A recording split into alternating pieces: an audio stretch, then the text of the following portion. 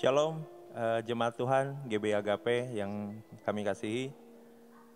Bertemu lagi dengan IGP Youth dalam acara segmen kita kali ini God's Way, ya dengan konsepnya kesaksian ya. Kita mau menampilkan kesaksian untuk memberkati banyak orang, termasuk jemaat GB Agape dan viewers yang lain. Nah, oke, kita kedatangan narasumber juga yang untuk menyampaikan kesaksian. Tapi perkenalkan dulu, saya Yosua dan juga Leo, kami sebagai host di acara ini. Nah, Halo. Gimana Jadi nih?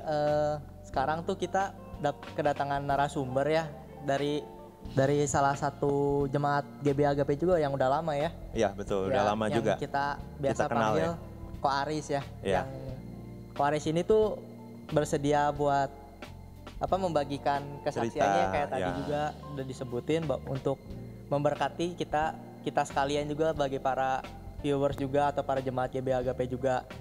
Tapi sebelum itu jangan lupa bagi yang nonton jangan lupa buat subscribe, komen, share, and like dan juga klik tombol lonceng untuk mendapat notifikasi mendapatkan ya. notifikasi supaya bisa tahu ya kapan kita Betul, upload supaya video nanti baru untuk acara-acara selanjutnya bisa tahu kapan Ya. kita akan upload lagi acara selanjutnya dan mungkin bisa memberkati banyak orang ya. Memotivasi kita juga ya. Memotivasi kita juga untuk menyediakan program-program yang lebih baik yang lagi lebih baik ya. lagi ya. Oke. Ya, jadi buat Ko Aris sendiri boleh perkenalan diri dulu Boleh. biar Oh iya. kenal gitu. Shalom semua, seluruh jemaat Agape, seluruh penonton acara Gateway Agape ini.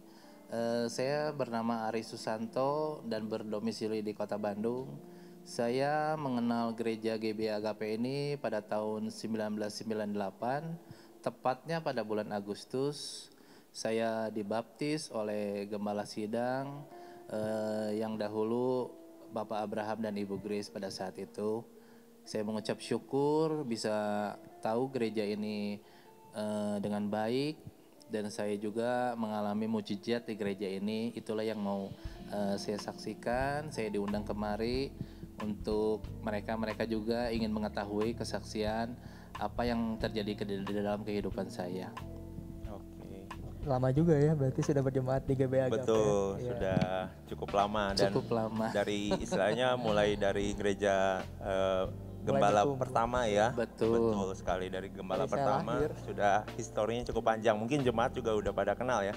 Cuman kita tadi kalau nggak kenal nggak sayang, makanya harus perkenalkan diri lagi untuk yang belum kenal. Oke. Iya. Nah, kok kita dengar nih Ko Aris punya cerita yang cukup Menarik mungkin ya. menarik dan bisa menjadi memberkati bagi banyak jemaat juga viewers yang nonton. Boleh nih kok kita mulai aja ya, mungkin cerita seperti apa nih, kita juga penasaran nih sebagai youth juga untuk pengen tahu, pengen belajar jalan Tuhan dalam kehidupan kita itu seperti apa gitu. Oke, terima kasih. Pertama-tama saya bersyukur kepada Tuhan Yesus untuk kesempatan ini. Saya pikir ini bukan soal bukan kebetulan kita bisa berkumpul di tempat ini. Saya percaya ini semua adalah rencana dari Tuhan Yesus di dalam kehidupan kami. Tidak ada di dunia ini yang kebetulan, semua terjadi karena kehendaknya. Saya percaya pada saat ini saya mau menyaksikan kebaikan Tuhan di dalam kehidupan saya, mau menyaksikan mujizat Tuhan di dalam kehidupan saya, mau menyaksikan kasih anugerah Tuhan Yesus di dalam kehidupan saya. Saya awalnya pada saat belum mengenal Tuhan, pada saat dahulu saya ingat saya orangnya nakal, bahkan nakal sekali. Saya jarang pulang ke rumah, saya hidupnya amburadul, saya selalu melawan kepada orang tua. Hidup saya kacau balau, yang saya ikutin adalah hawa nafsu kedagingan saya. Yang saya ikutin adalah kedagingan saya yang saya puaskan di dalam hidup ini. Tapi sebelum saya ingat pada saat kecil Tuhan pernah menangkap saya. Saya lupa pada saat umur berapa. Cuman pada saat itu ada seorang hamba Tuhan saya kenal yang bernama Pak Timotius. Dia mengajak saya untuk retreat di sebuah acara di Lembang, kalau nggak salah di Ebenezer, soalnya udah lama saya. Pada saat itu dia minta izin kepada orang tua saya, lalu orang tua saya mengizinkan, lalu berangkatlah kita ke Lembang itu. Kita pada saat itu naik angkot ke sana, tapi kita suka cita awalnya. Pada saat di sana banyak anak-anak kecil sebaya saya didoakan oleh hamba-hamba Tuhan di sana, dan Umur hamba berapa Tuhan kok kira-kira? Sorry. Waktu itu umur saya mungkin SMP umur ada saya agak SMA. lupa, mungkin umur 12-13 tahun ya. Oh, masih Sepertinya Tuhan menangkap saya pada saat pada itu. saat itu. Dengan kasihnya saya didoakan dan anak-anak juga didoakan. Pada saat itu saya juga merasa heran ya, dan agak ajaib begitu ya. Pada saat kami didoakan, hamba-hamba Tuhan yang mendoakan tuh dia tahu apa yang ada di dalam hati kita, apa yang kita omongin tuh hamba Tuhan kok bisa tahu begitu. Awalnya kita tuh ajaib banget ya, kok bisa seperti itu. Saya sampai agak takut juga kalau saya ada ngomong Kaget yang mungkin ya, enggak kok ya. begitu. Iya.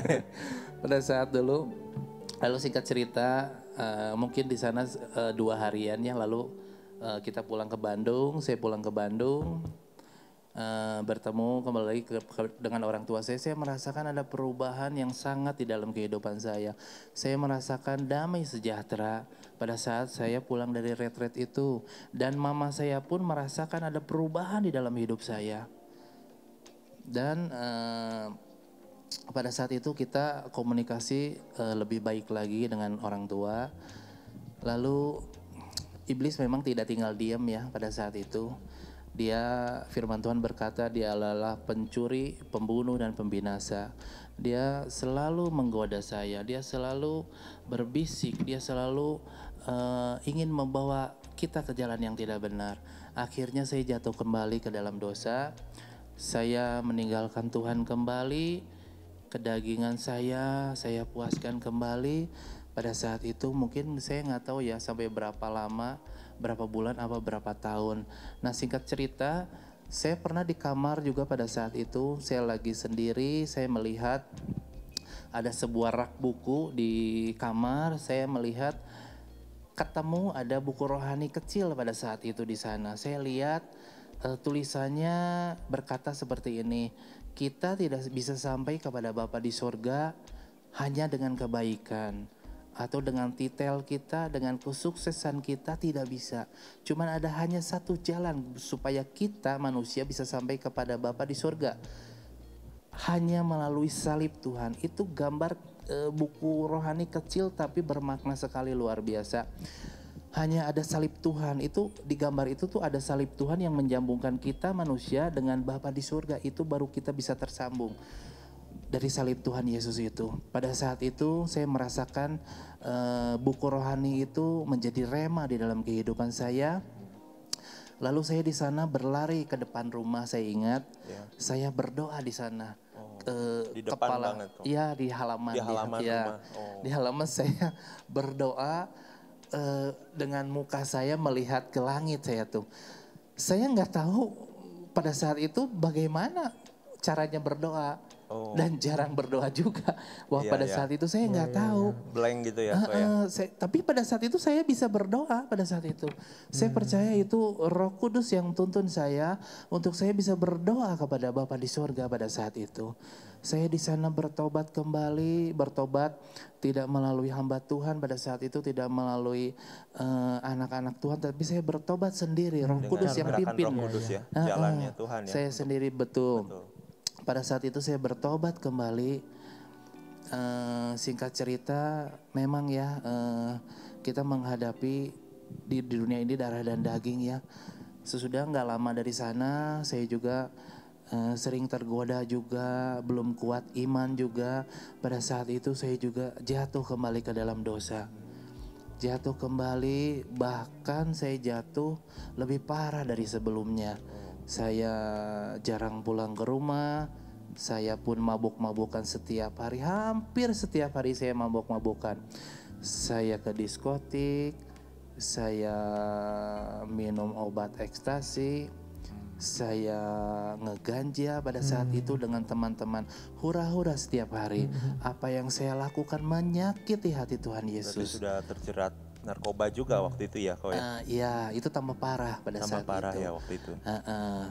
Saya baru tahu kenapa Tuhan memanggil saya pada saat itu. Ya, Tuhan tahu pada saat saya umur 17 menjelang 18 tahun, kalau saya tidak bertobat, saya akan mengalami hal yang tidak mengenakan di dalam kehidupan saya. Mungkin iblis punya rencana lebih jahat lagi ya. Kalau mungkin. memang Sesudah itu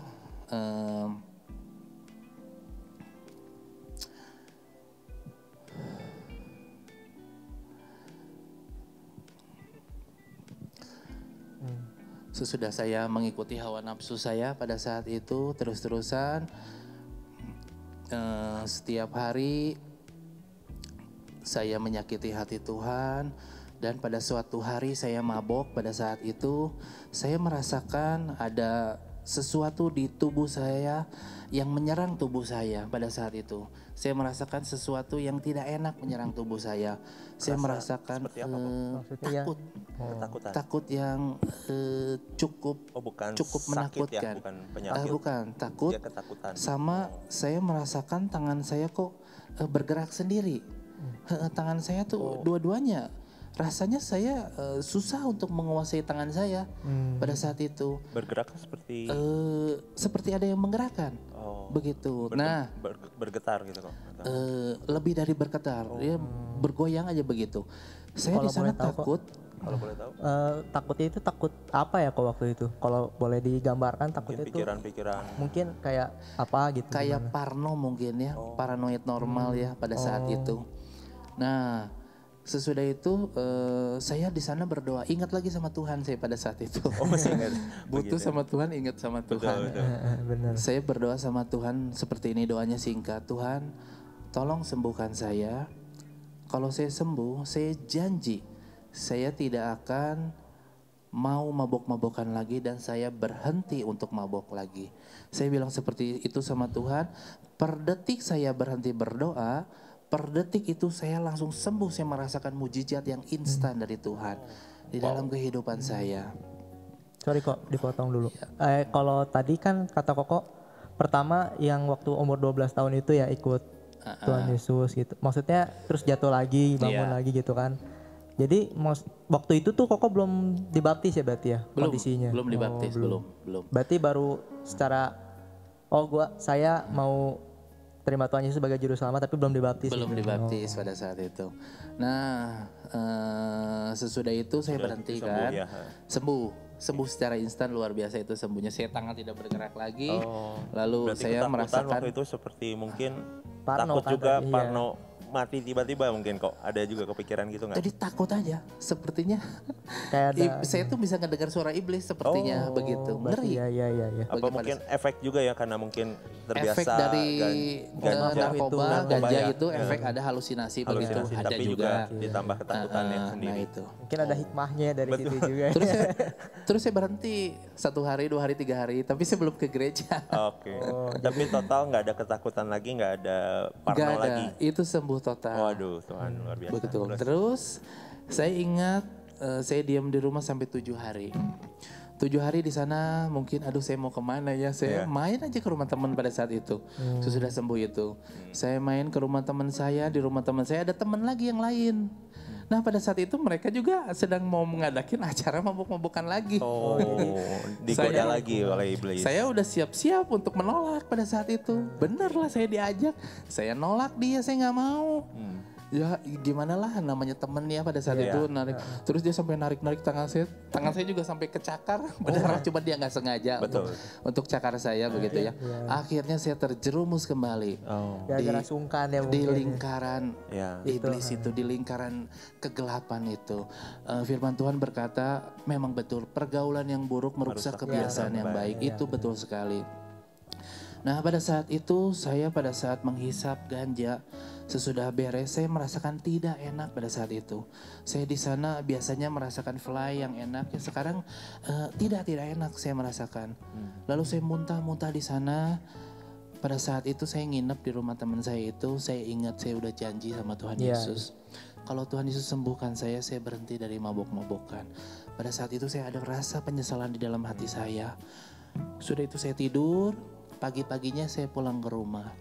Nah, pulang ke rumah inilah.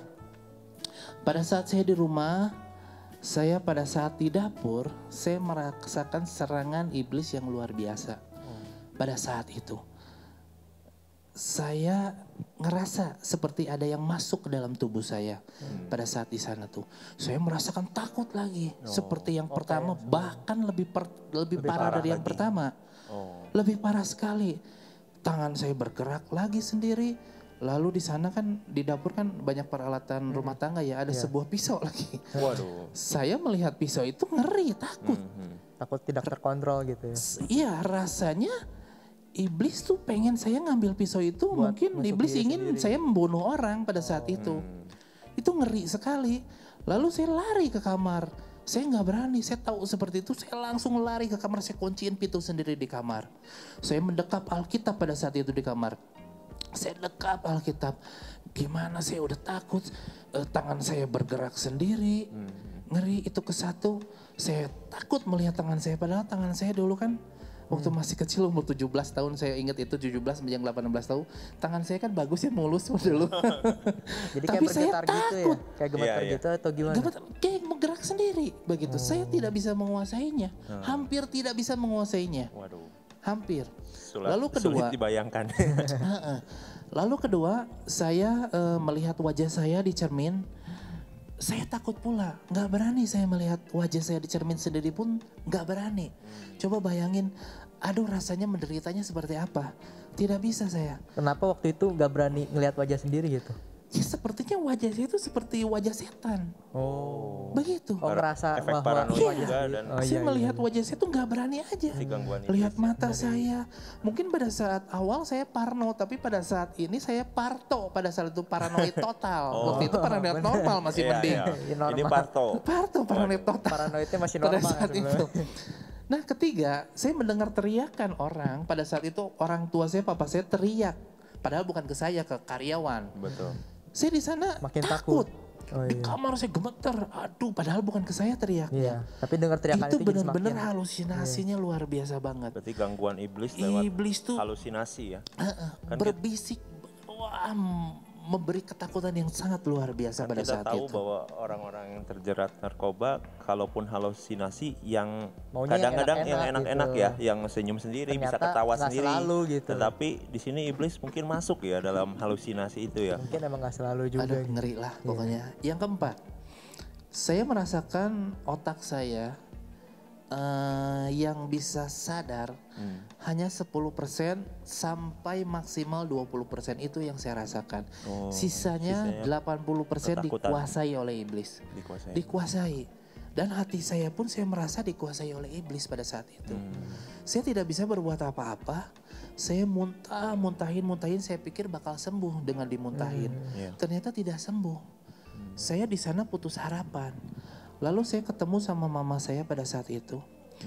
Saya di depan mama saya menangis dengan sangat, keluar air mata dengan bukan meneteskan lagi, sudah mengalir air mata saya di depan mama saya. Istilahnya saya menyesal dengan apa yang saya telah lakukan dahulu, apa yang saya telah perbuat yang menyakiti hati Tuhan. Pada saat itu saya sudah tidak ada jalan keluar. Lalu pada saat saya ingat pada saat sore harinya, pada saat itu saya tidur di bawah, ada kasur di lantai, saya tidur. Saya di sana saya udah nggak kuat. Pada saat itu saya ngerasa saya udah hampir mati dan saya udah hampir nyawa saya dicabut oleh Tuhan. Saya merasa udah nggak tahan pada saat itu. Saya sambil mendekap Alkitab di dada saya pada saat itu. Saya bilang kepada cici saya, Ci, kalau saya sampai masuk ke rumah sakit, tolong panggil hamba Tuhan Bapak Timotius untuk datang ke rumah sakit untuk ngedoain saya. Pak Timotius tuh yang dulu saya ingat yang mengajak waktu saya retreat itu ya. untuk retreat pada saat kecil. Saya ingat ke sana. Cici saya bilang iya, udah. Pada saat itu saya membuka firman, asal saya membuka firman, terbukalah di Matius 9 ayat 28b pada saat itu. Saya bacakannya, percayakah kamu bahwa aku dapat melakukannya? Mereka menjawab, ya Tuhan kami percaya. Percayakah kamu bahwa aku dapat melakukannya? Bahwa Tuhan dapat melakukannya, bahwa Tuhan dapat menyembuhkannya.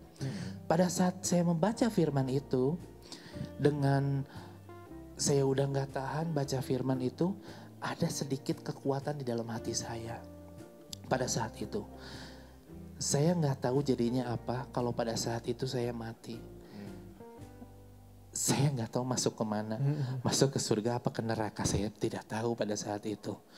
Tapi oleh kemurahan Tuhan, saya masih hidup dan Tuhan menggerakkan saya untuk buka Alkitab. Saya asal loh buka Alkitab, saya baca. Dapatkah, percayakah kamu, aku dapat melakukannya, dapat menyembuhkannya, istilahnya begitu. Saya di sana ada iman sedikit pada saat itu. Waktu itu Koko sempat berdoa dulu atau ada kepikiran buat berdoa dulu atau gimana nggak? Tidak ada kepikiran. Langsung buka. Soalnya itu nggak kepikiran. Istilahnya gimana ya? Orang udah takut banget. Takut banget ya. Jadi gimana mau berdoa? Istilahnya mah. Udah nggak tenang gitu ya. Udah kacau lah urusannya pokoknya. Iya. Pada saat itu saya dibawa ke dokter oleh papa dan koko saya ingat. Saya di mobil juga udah gak tahan pada saat itu. Aduh rasanya, koko saya juga di sana menguatkan saya. Kuatin atuh hatinya, cina ngomong begitu. Koko saya juga belum mengenal Tuhan Yesus, belum. Tapi dia bisa ngomong seperti itu. Saya di sana mau nguatin gimana, udah gak tahan rasanya. Saya ke dokter dan saya menceritakan segala sesuatu halnya kepada dokter. Bahkan dokter pun takut. Dia malah istilahnya ngusir saya keluar. Dia pun takut. Mungkin saya takut melakukan segala sesuatu yang tidak diinginkan. Dalam kondisi ketakutan. Otomatis secara halus dia suruh saya keluar. Papa saya dan koko saya lah udah gitu. Dikasih obat resep, kita pulanglah ke rumah. Pada saat pulang saya minumlah obat itu. Saya tidak tahu obat apa yang dokter berikan. Mungkin ada obat penenang juga pada saat itu. Sesudah minum, saya ingat kepada hamba Tuhan Pak Timotius itu.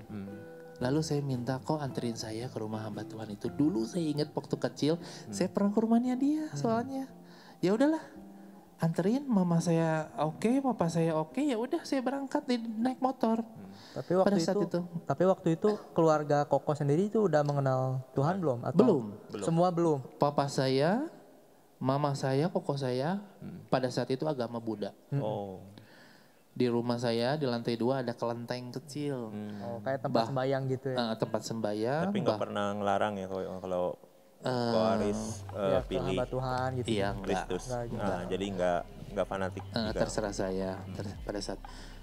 Nah pada saat itu saya berangkatlah dengan koko saya naik motor. Ke rumah itu ya. Sebelum sampai rumah Pak Timotius, saya di jalan di tengah jalan waktu naik motor koko saya dibonceng, saya rasanya ditarik oleh iblis pada saat itu, suruh supaya saya menjatuhkan diri ke jalan raya. Jadi ditarik pada itu saat kayak itu secara fisik gitu ya.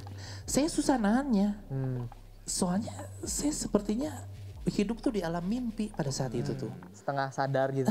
Mungkin sadarnya cuma 20% maksimal yang saya bilang tadi. 20%.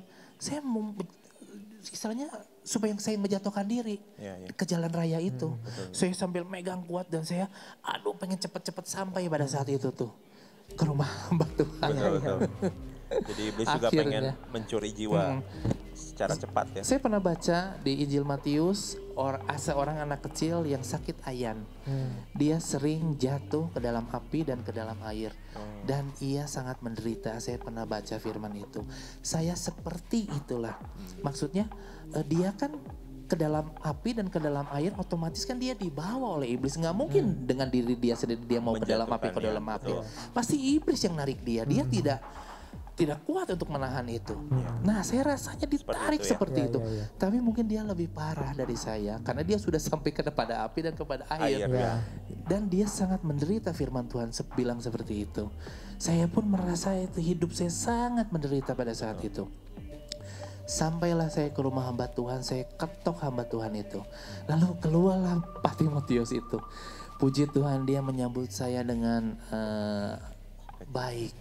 Dia suruh saya masuk, sesudah itu koko saya pulang. Saya masuklah, saya mendoakan segala sesuatunya kepada dia.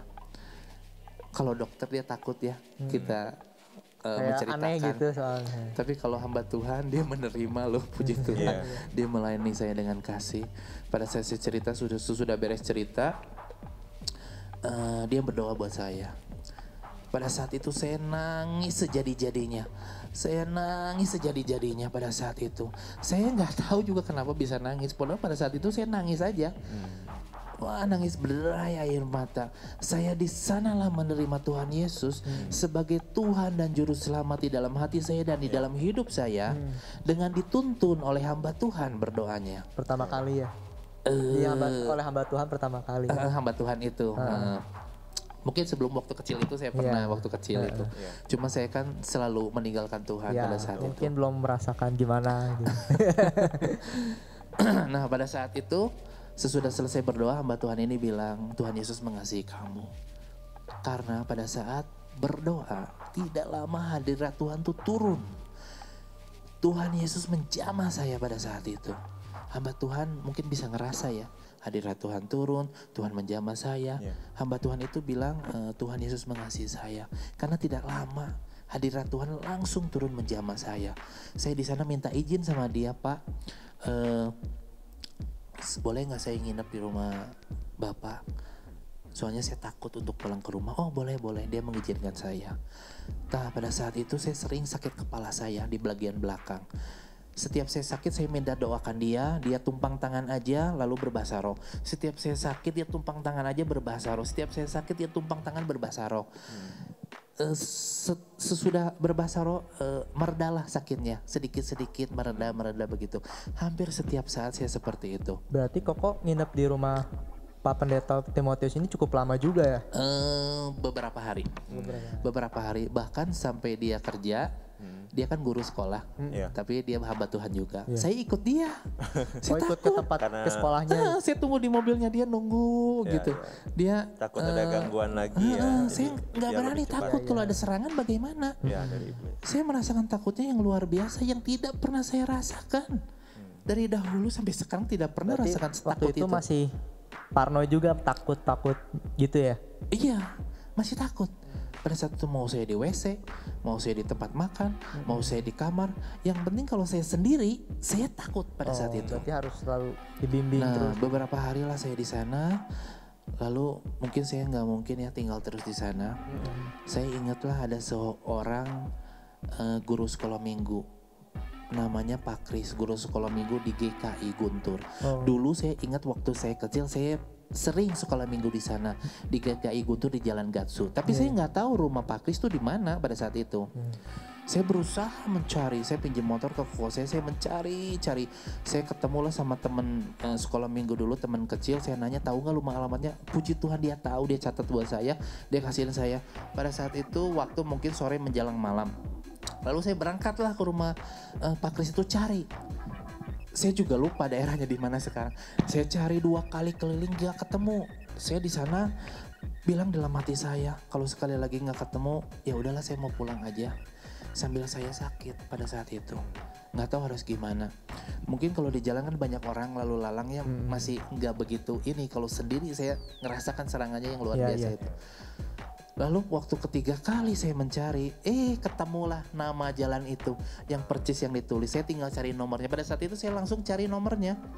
Pada saat cari nomornya saya ketok langsung, keluarlah Pak Kris, puji Tuhan. Dia menyambut saya dengan baik pula.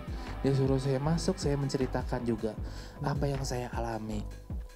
Dia guru sekolah minggu GKI Guntur pada saat itu. Berarti itu kondisinya baru pulang dari rumahnya Pak Pendeta Timotius langsung ke rumah Pak Kris itu? Belum sempat pulang ke rumah gitu? Saya lupa keadaannya seperti apa pada saat itu. Saya juga aneh, pada saat itu saya naik motor.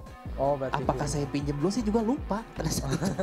Iya. Benar-benar takut juga. Saya nggak tahu apakah saya telepon ke rumah, pinjam motor gitu lalu atau saya pinjam begitu. Saya juga agak lupa pada saat itu. Lalu ketemulah saya menceritakan kepada dia. Nah, di sanalah saya mengenal gereja GBI Agape sama Pak Kris ini. Oh. Pak Kris nanya ke teman-temannya pada saat itu tuh, di mana sih ada gereja kesembuhan? Di mana sih ada gereja yang buat kesembuhan narkoba, kesembuhan serangan iblis atau penyakit? Nah, pada saat itu Pak Kris mungkin nanya ke teman-temannya. Adalah seorang teman namanya Ibu Esther. Ibu Esther yang jemaat Agape. Dia yang kasih tahu alamat gereja GBI Agape kepada Pak Kris. Besoknya Pak Kris mengajak saya. Saya ingat kalau nggak salah pada saat itu hari Kamis karena ada doa kesembuhan ilahi di Lembang. Saya diajak ke sana sama Pak Kris. Pertama kali lah saya ketemu sama Bapak Abraham dan Ibu Grace pada saat itu. Kami mengikuti ibadah doa puasa. Lalu sesudah doa puasa saya ngobrol dengan Pak Abraham. Pak Abraham bilang saya harus dibaptis. Oke. Besok ke gereja ya, doa pagi. Pada saat itu di BRI Tower lantai 7. Saya pulanglah dengan Pak Kris. Sudah pulang malamnya saya mendapat serangan kembali dari iblis. Sakit kembali kepala saya. Serangannya di rumah atau di rumah Pak Kris ini saya nginep. nginep. Di belakang kepala saya sakit. Saya sambil nggak bisa tidur. Di sana ada warta gereja GBI Agape. Saya nggak tahu saya yang ngambil apa Pak Kris yang yang dikasih sama dikasih. Pak Abraham apa saya juga nggak tahu ya, alamat kan biar tahu alamat ini. Ada nomor HP Pak Abraham pada saat itu saya pinjam telepon lah. Saya ke Pak Abraham, Pak saya yang tadi datang, saya minta didoain, saya sakit, saya bilang Pak Abraham berdoalah buat saya pada saat itu. Datang ke rumah? Enggak, lewat telepon. Iya. Lewat telepon. Dia berdoa, dia mengikat iblis-iblis yang mengganggu saya. Kan doa, saya mau dibaptis kan pada saat itu. Iblis nggak suka. Nggak suka ada gangguan. Begitu kan? Supaya gimana caranya? Malamnya saya dapat serangan pada saat itu. Tapi untung ada nomor HP itu. Pada saat saya telepon, Pak Abraham melayani saya dengan kasihnya. Dia melayani saya dengan ketulusan hati. Dia berdoa buat saya, mengikat iblis-iblis. Pada saat sudah beres berdoa, selesai, tutup telepon, berangsur-angsur kepala saya mereda sakitnya. Dari sanalah sesudah nggak sakit lagi saya bisa tidur pada saat itu. Firman Tuhan benar berkata, apa yang kau ikat di bumi terikat di surga, apa yang kau lepaskan di bumi terlepas di surga. Itu benar sekali. Firman Tuhan. Nah pada saat itu kita tidur, besok paginya saya diajaklah oleh Pak Kris ke GBI Agape di BRI Tower lantai 7. Kita mengikuti doa pagi ya. Seperti biasa. Setelah doa pagi, Ibu Grace kan suka mengajarkan firman Tuhan kepada orang-orang yang mau mendengar. Terus siapa yang mau dibaptis begitu kan. Ibu Grace mengajarkan di dunia ini hanya ada dua kerajaan. Kerajaan terang dan kerajaan gelap. Kerajaan terang itu Tuhan Yesus, kerajaan gelap itu iblis. Mau pilih yang mana? Nggak ada di tengah-tengah, nggak ada. Hanya ada dua kerajaan di dunia ini. Ya saya pilih terang dong. Tuhan Yesus. Iya benar. Lalu singkat cerita saya dibaptis lah di Taman Hijau. Pada saat itu kolam renang masih ada ya di Taman Hijau. Saya dibaptis oleh Bapak Abraham pada tahun 98 pada saat itu. Yang anehnya Pak Kris guru sekolah minggu yang bawa saya, dia pun ikut dibaptis. Padahal pada udah saat guru itu. sekolah minggu. Ibu Kris sampai heran. Kok yang bawa saya ke gereja dia ikut dibaptis pada saat itu. Puji Tuhan ya, Tuhan selamatin saya. Dan Tuhan juga selamatin Pak Kris yang bawa saya. Dia dibaptis. Saya nggak tahu waktu di gereja GKI Guntur apakah dia dibaptis percik, apakah belum dibaptis, saya tidak tahu. Pada saat itu dua-duanya dibaptis. Saya dibaptis, Pak Kris dibaptis. Sesudah keluar dari air, muka saya bersuka cita. Perasaannya gitu ya. Firman Tuhan berkata, damai gitu. satu orang diselamatkan, seisi surga, malaikat semuanya bersorak-sorai. Pada saat itu saya ingat saya bersuka cita, tapi di dalam ketakutan saya, di dalam penyakit saya, di dalam serangan iblis saya ada sukacita. Tapi itu penyakit tetap ada. Tapi ada sukacita yang menguatkan saya. Pada saat itu saya sering doa pagi lah di GBI Agape. Sering doa pagi di GBI Agape, saya juga tidak mungkin tinggal terus di rumah Pak Kris ini. Dia kan punya kesibukan sendiri juga. Saya nggak tahu harus tinggal di rumah siapa pada saat itu. Saya ingat pada malam harinya saya doa pelepasan sama Pak Abraham. Saya mungkin dipegang sama 4, 5, 6, 7 orang mungkin pada saat itu. Saya berontak pada saat saya di pelepasan. Lalu Manifestasi gitu ya. pada saat itu saya sesudah itu saya lemas, saya diem sepertinya pikiran saya tuh kosong. Lalu nggak begitu lama Ibu Grace ngedatangi saya. Saya ingat dia jalan ke depan saya. Nah pada saat Ibu Grace ke depan saya berontak kembali pada saat itu. Pegang lagi sama banyak orang pada saat itu. Saya nggak tahu sama berapa orang. Jemaat Agape melayani saya, hamba Tuhan Pak Abraham dan Ibu Grace melayani saya dengan kasih, ya benar ya. Namanya GB Agape, kasih tanpa pamrih, kasih tanpa balasan. Sudah mereka buktikan. Istilahnya sesudah itu di sana ada makan-makan. Pada saat itu saya ingat nasi kuning. Pak Abraham mengambilin saya, lo nasi kuning lo. Saya tuh siapa sih istilahnya? Saya anak berandal, mungkin saya juga kucel and kumel pada saat itu juga. Tapi dia mau ngambilin saya, Pak Abraham waktu dulu ngambilin nasi kuning kasih saya makan. Saya makanlah di sana. Saya nggak tahu harus tinggal di mana pada saat itu. Saya takut untuk pulang ke rumah. Pada saat itu Ibu Grace Pak Abraham bawa saya ke mobilnya. Saya senang sekali. Jadi saya dibawa ke rumahnya dia. Saya senang sekali. Di mobil Ibu Grace bilang gini sama saya, Aris nggak apa-apa ya, kamu tidur di kamar tempat setrika. Nggak apa-apa Bu, saya ngomong. Istilahnya mah saya mau tidur di gudang pun nggak apa-apa, mau di lantai pun tidak apa-apa. Yang penting saya tidak berani pulang. Begitu. Karena saya takut kalau ada serangan bagaimana. Ya. Begitu pada saat itu. Sebelum saya tidur, sesudah sampai di rumahnya, Ibu Grace kasih saya sebuah susu kotak. Pada saat itu saya minum dengan sukacita, saya tidur.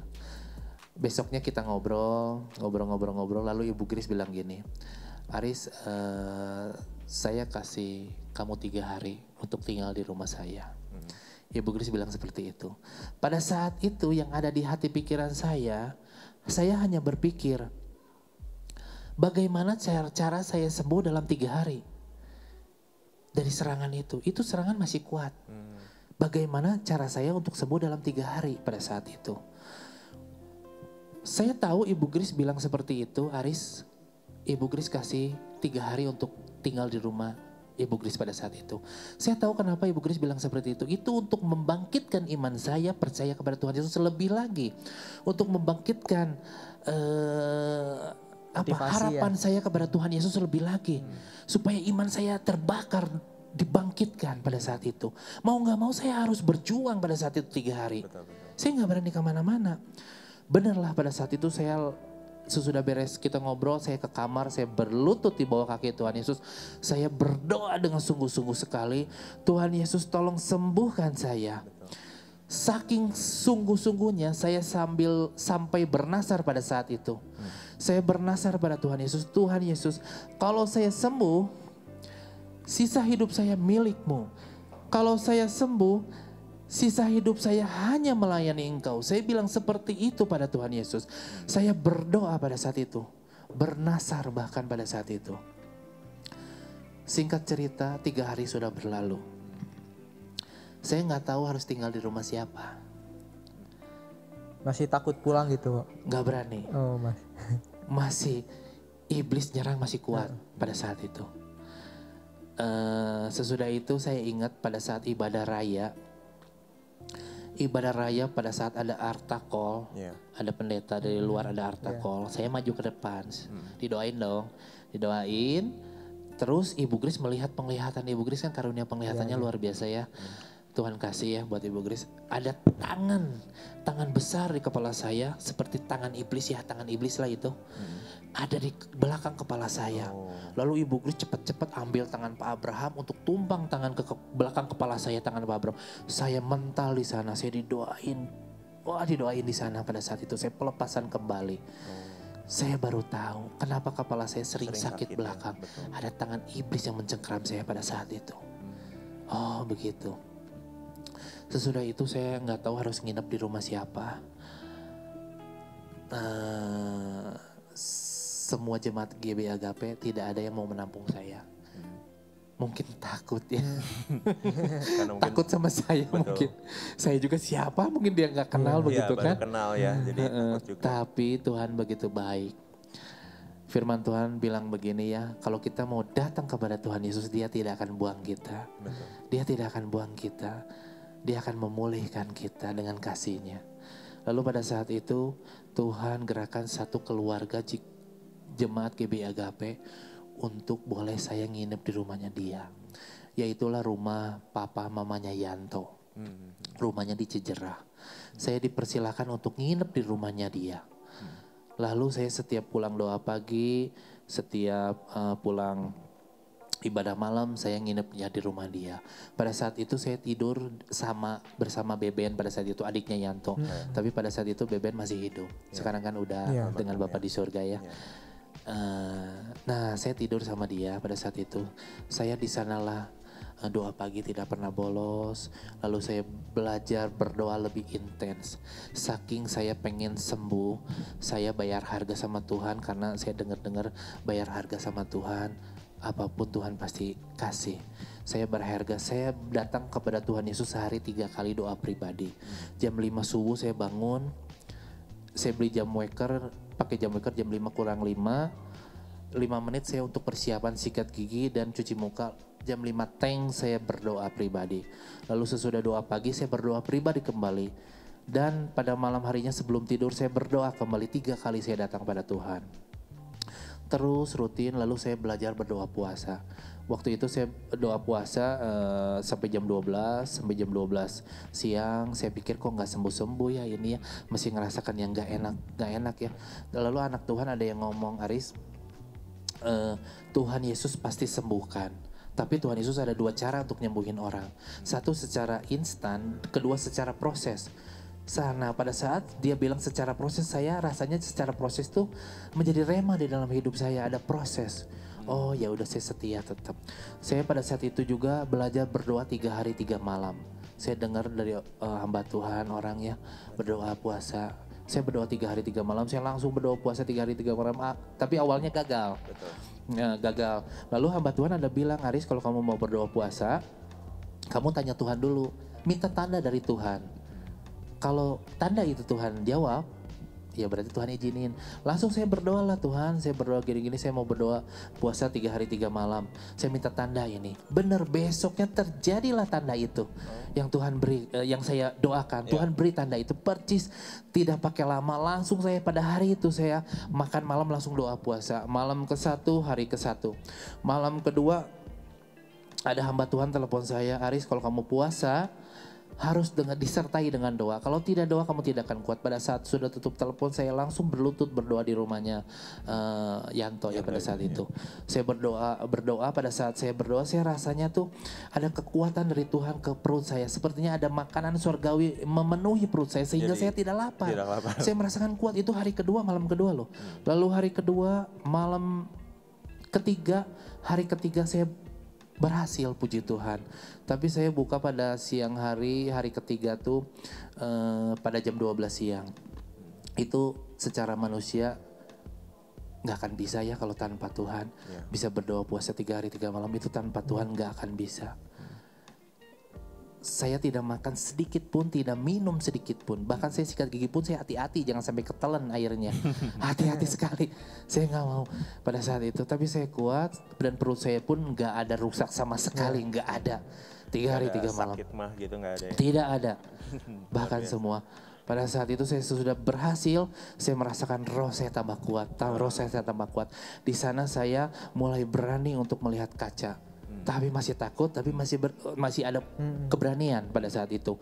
Di Barito Lantai 7 kan di WC-nya ada kaca besar ya. Saya mulai menengking iblis di sana. Yang di mata saya tengking dalam nama Yesus. Dalam nama Yesus saya melihat wajah saya tengking terus pada saat itu. Terus hari demi hari dan banyak mujizat terjadi ya. Saya ingat firman Tuhan, jagalah hatimu dengan segala kewaspadaan maka di situ terpancarlah kehidupan. Pada saat saya ingat saya menjaga hati saya dengan kewaspadaan, saya merasakan ada air surga, air hidup yang memancar di hati saya pada saat itu tuh. Memancar di hati saya merasakan damai sejahtera, tidak takut apapun juga pada saat itu. Berarti di situ udah nggak takut lagi gitu Pak? Atau masih berkurang? Berkurang takutnya gitu, cuman masih ada, berkurang pada saat itu. Lalu saya juga merasakan mujizat juga pada saat saya ada masalah begitu ya. Saya berlutut di bawah kaki Tuhan Yesus, saya berdoa. pada saat saya berdoa saya ngerasa Tuhan tuh angkat masalah saya, angkat. Benar pada saat saya bersosialisasi dengan teman-teman, dengan orang-orang, ternyata memang masalah saya sudah clear, sudah beres, tidak ada. Karena Tuhan sudah angkat pada saat berdoa. Anehnya di dunia istilahnya di bersosialisasi benar masalah itu tidak ada. Gitu, selesai gitu, aja. Begitu. Nah, singkat cerita, saya pada siang hari ini saya juga berdoa di rumahnya Yanto, saya berdoa. Pada saat itulah Tuhan menyembuhkan saya secara 100%.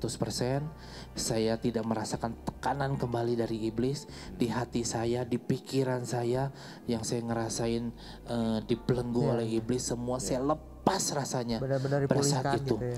Nah, mungkin pada saat itu saya tinggal di rumahnya dia 2 bulan, mungkin sampai 3 bulan ya. Mungkin saya agak lupa, mungkin 3 bulan lebih lah ya. Agak lama gitu ya. Pada saat itu saya sembuh total. Tapi saya nyadar loh pada saat itu. Kenapa? Tuhan nyembuhin saya secara proses. Biar bisa ya. Tuhan tahu kalau Tuhan sembuhin secara instan kembali, Nanti balik lagi. saya akan meninggalkan Tuhan kembali. Iya. Tuhan izinkan penderitaan terjadi di dalam kehidupan saya supaya saya mengenal hukum-hukum Tuhan. Supaya saya mengenal Tuhan Yesus itu siapa. Supaya saya belajar Alkitab, belajar firman Tuhan. Pada saat saya berdoa pribadi, saya memuji menyembah Tuhan, saya membaca Alkitab dan berdoa syafaat pada saat itu. Itu gak mudah untuk melawan iblis, itu gak mudah kalau gak menggunakan kekuatan Tuhan Yesus, gak mudah dan tidak bisa. Pada saat itu puji Tuhan, itulah kesembuhan yang Tuhan berikan buat saya yang secara luar biasa, yang dokter sekalipun takut kepada saya. Mungkin dokter di seluruh dunia pun tidak bisa menyembuhkan saya. Hanya Tuhan dokter Yesus. Di atas segala dokter, yaitu Tuhan Yesus yang menyembuhkan saya. Puji Tuhan, inilah lewat jalan Tuhan ya. Proses jalan Tuhan, proses yang luar biasa. Membentuk kita untuk mendekat kepada Tuhan ya. Melalui proses ya. Betul. Tuhan lebih tahu karakter ya, termasuk karakter soalnya kita ketika kita bertobat seperti apa gitu. Mungkin dari sebelum-sebelumnya juga kayak dikasih instan nggak bisa terus balik lagi mungkin gara-gara itu ya. Iya, balik lagi ya. Jalan Tuhan luar biasa. Karena Tuhan nggak mau saya masuk neraka. Iya. Karena Tuhan masih menyayangi, mengasihi saya. Tuhan pengen saya, kalau Tuhan ambil saya masuk ke surga. Pengen kembalikan ke jalan yang benar. Betul. Terus bagaimana waktu itu hubungan sama keluarga kok? Setelah bertobat itu? Saya tinggalin keluarga saya. Jadi karena keluarga masih gitu dengan kepercayaan masih dengan yang tapi lama saya terus berdoa untuk mereka. Saya berdoa untuk mereka dan cici saya yang agama Kristen pada saat itu, saya dan cici saya berdua. Yang waktu itu. Saya pada saat itu pernah ngasih buku neraka ke cici saya. Ci, bertobat, saya ngomong. Pada saat itu cici saya bertobat, dibaptislah di gereja GBI Agape oleh Pak Abraham. Kita berdoa untuk keluarga, papa, koko, mama dan cici saya. Papa, mama dan koko saya. Kita berdoa untuk itu. Dan ternyata betul, Tuhan menyelamatkan papa saya, mama saya dan koko saya. Semua dibaptis pada saat itu. Puji Tuhan. Nggak lama dari sana dibaptis oleh Pak Abraham. Berarti kondisinya waktu itu abis koko misalkan yang disembuhkan secara tuntas ya? Iya. Itu tuh nggak langsung pulang ke rumah? Enggak. Masih di rumahnya Om Yanto ya? Iya betul. Luar biasa ya. Luar biasa sekali ya. Cukup menarik. Ternyata ya perjuangan juga ya, iblis terus mencoba untuk mengganggu ya. Tapi Tuhan kasih kesembuhan lewat proses ya. Proses yang luar biasa. Kita makin cinta sama Tuhan. Jadi kita nggak gampang ninggalin Tuhan. Ya, betul. Supaya berakar juga ya. Betul, berakar juga. Supaya kita tahu bagaimana cara berdoa, bagaimana caranya cari Tuhan tuh gimana sih harusnya kita lakukan. Luar biasa. Ya, jadi kalau misalkan dari kesaksian yang Koko dapat nih tadi kan, mungkin Koko misalkan ada rema firman Tuhan apa gitu yang didapat dari ini. Iya. Saya ada di yang bisa nguatin kita menguatkan kita Di semua Yesaya gitu. 54 ayat 5 sampai 10, saya bacain dengan cepat ya. boleh. Yesaya 54 ayat 5 sampai 10. Sebab yang menjadi suamimu ialah Dia yang menjadikan engkau, Tuhan semesta alam namanya. Yang menjadi penebusmu ialah Yang Maha Kuasa Allah Israel. Ia disebut Allah seluruh bumi. Sebab seperti istri yang ditinggalkan dan yang bersusah hati, Tuhan memanggil engkau kembali. Masakan istri dari masa muda akan tetap ditolak firman Allahmu. Hanya sesaat lamanya aku meninggalkan engkau, tetapi karena kasih sayang yang besar aku mengambil engkau kembali. Dalam murka yang meluap aku telah menyembunyikan wajahku terhadap engkau sesaat lamanya, tetapi dalam kasih setia abadi aku telah mengasihi engkau. Firman Tuhan penebusmu. Keadaan ini bagiku seperti pada zaman Nuh, seperti aku telah bersumpah kepadanya bahwa air bah tidak akan meliputi bumi lagi. Demikianlah aku telah bersumpah bahwa aku tidak akan murka terhadap engkau dan tidak akan menghardik engkau lagi. Biarpun gunung-gunung beranjak dan bukit-bukit bergoyang, tetapi kasih setiaku tidak akan beranjak daripadamu dan perjanjian damaiku tidak akan bergoyang. Firman Tuhan yang mengasihani engkau. Amin. Pada saat itu saya hampir setiap hari baca firman ini. Ini firman yang Tuhan beri buat saya. Saya Pas pada kapan sih saat kok dapat ini? pada saat saya sakit, Sakit ya, pada waktu- saat di lantai 7 Berry Tower, Oke, wow. saya dapat Dapatnya firman ini. pertama kali, Saya oke. baca, setiap saya baca saya berlinang air mata baca firman ini. Setiap saya baca, hampir setiap hari saya baca firman ini. Yesaya 54 ayat 5 sampai 10. Berlinang air mata, sepertinya firman itu tuh menjadi rema dalam hidup saya. Sepertinya firman itu hidup di dalam hidup saya. Sepertinya Tuhan benar-benar berbicara di dalam hidup saya. Iya. Begitu. Itulah kesembuhan yang Tuhan berikan. Puji Tuhan ya. Mujizat yang luar biasa. Luar biasa. Mungkin ada satu dua lagu mungkin yang Ya, kok sangat berkaitan Kira-kira sekali dalam gitu sama. Oh, sepanjang pada saat itu- kesaksian nih, apa sih misalnya Jadi sangat lagu yang berkaitan mungkin gitu lah. Pada saat itu saya Bisa ingat ada memberkati lagu Ko Dia Aris. Sanggup ya. ya Saya pada saat menyanyikan lagu Dia Sanggup, pada saat itu saya ikut Pak Timotius ke gereja dia pada saat itu. Maksudnya dia lagi khotbah di gereja GKKD kalau nggak oh salah. berarti itu pertama sekali Nah, awal. saya dengar lagu itu di sana. Heeh. Rasanya lagu itu menyentuh banget hati saya. Ya. Dia sanggup. Dia sanggup melakukan segala yang perkara. Dia sanggup memulihkan yang terluka, menyembuhkan yang menderita. Rasanya itu buat saya. Tuhan Yesus sanggup. Lalu pada saat saya di gereja GB Agape, saya rindu untuk lagu itu. Ternyata MC-nya lagu Menyanyikan itu. Oh, Pada saat itu, wah ini Tuhan jadi luar seperti biasa. Tuhan bikin tandanya Saya ya. pengen buat lagu itu. Aduh kehidupan Tuhan, kok, saya Waris. rindu lagu itu tapi saya lupa lagunya. Pada saat ibadah hari raya, ibadah raya hari Minggu, MC-nya ada lagu itu.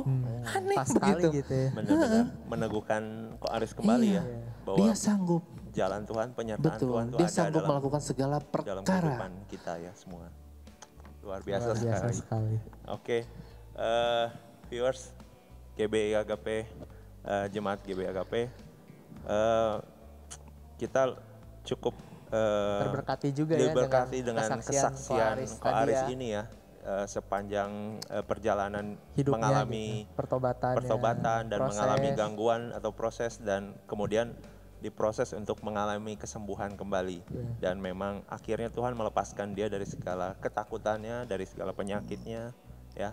Dan sekarang semoga ini sih bisa memberkati kita semua, kita semua memberi ya, pembelajaran juga ya. lewat firman yang disampaikan juga tadi rema lagu ya, dia sanggup, itu menandakan bahwa Allah kita tuh sanggup melakukan apapun untuk memulihkan keadaan kita ya. Amin. Oke, sebelum kita akhiri acara ini, kita juga mau dengar dong lagu ini seperti apa sih lagunya, nanti akan dinyanyikan oleh Youth Agape.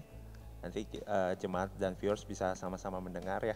Iya. Oke, sebelum kita closing, oke. Dan satu hal lagi, saya mau sampaikan bahwa ternyata nggak ada yang mustahil bagi Tuhan ya, lewat jalannya Tuhan, God's way. Makanya acara kita ini kita namakan Iya. God's way, Asalkan supaya kita mau mengikuti. apapun cara Tuhan untuk menyempurnakan hidup kita, Tuhan lebih tahu ya bagaimana caranya. Bahkan kita sendiri awalnya nggak ngerti, tapi Tuhan lebih tahu, lebih kenal Asalkan kita. kitanya juga mau mengikuti ya jalan Betul. Tuhan itu Nah, ya. itu. Benar. Oke, sekian acara ini kita adakan. Jangan lupa nanti akan ikuti acara kita selanjutnya. Oke, sekian dan terima kasih. Terima Terima kasih. kasih untuk Aris. Tuhan memberkati. Terima kasih, Tuhan memberkati. Sama-sama, makasih. Shalom semua. Shalom. Ya. Bye bye.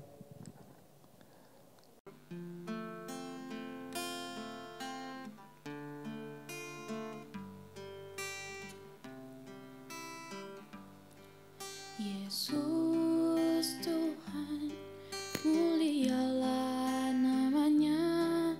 Yesus Allahku, besar kasih-Nya. Dahulu, sekarang, dan sampai selamanya. Kasih-Nya tak pernah berubah.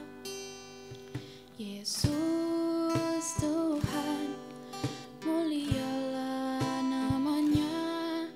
Yesus Allahku, besar kuasa-Nya. Dahulu, sekarang, dan sampai selamanya.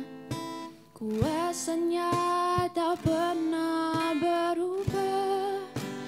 Dia sanggup, Yesus sanggup melakukan perkara yang besar. Dia sanggup, Yesus sanggup memulihkan yang terluka, menyembuhkan yang menderita. Dia sanggup memulihkan hidupku.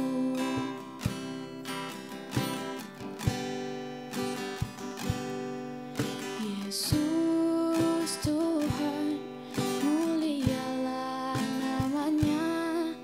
Yesus Allahku, besar kuasa-Nya. Dahulu, sekarang, dan sampai selamanya. Kuasa-Nya tak pernah berubah. Dia sanggup, Yesus sanggup melakukan perkara yang besar.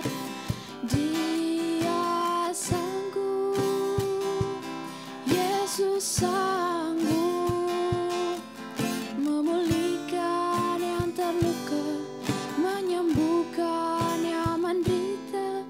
Dia sanggup memulihkan hidupku.